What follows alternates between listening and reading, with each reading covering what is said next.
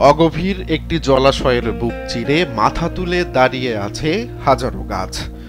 তাদের সোনালি কমলা লালচে রং শান্ত জলে প্রতিবিম্বিত হয়ে এক মোহময় দৃশ্যের সৃষ্টি করে।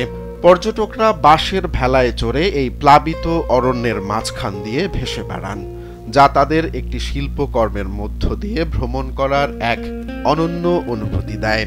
পর্যটকরা এই প্রাণবন্ত বনের ভেতর দিয়ে চলতে গেলে সূর্যের আলো যেন সারা গা গলিয়ে ঝরে পড়ে। মন হয়ে ওঠে অবিশ্বাস্যভাবে শান্ত আর স্নিগ্ধ। স্যান্ডেলিনা সো, রূপচর্চায় আভিজাত্য। মধ্য নভেম্বর থেকে ডিসেম্বরের শুরুর সময়টি এই বনের সোনালী, কমলা, তামাটে এবং লাল রঙের মনোমুগ্ধকর রূপ দেখার সেরা সময়।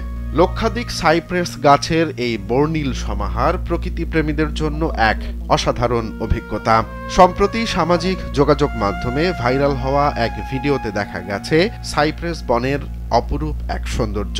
চীনের আনহুই প্রদেশের দক্ষিণ পূর্বাঞ্চলে পাহাড়ের কোল ঘেঁষে অবস্থিত শুয়ানচেং এর মেটাসেকোইয়া বা রেড উড অরণ্য প্রতি বছরের মতো এবারও শরতে অবিশ্বাস্য রূপে সেজে উঠেছে।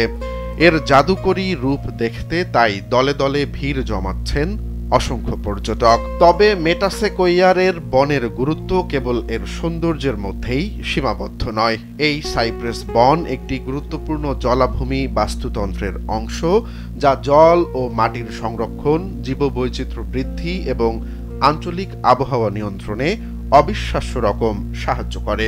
কিন্তু ক্রমবর্ধমান পর্যটকের সংখ্যা সামাল দিতে এবং প্রাকৃতিক এই বিস্ময়কে সুরক্ষিত রাখতে স্থানীয় কর্তৃপক্ষ এখন জেটি ও কাঠের বোর্ড ওয়াকওয়ে যুক্ত করে অবকাঠামো আরও জোরদার করছে এবং পরিবেশগত ব্যবস্থাপনার উন্নতি করছে।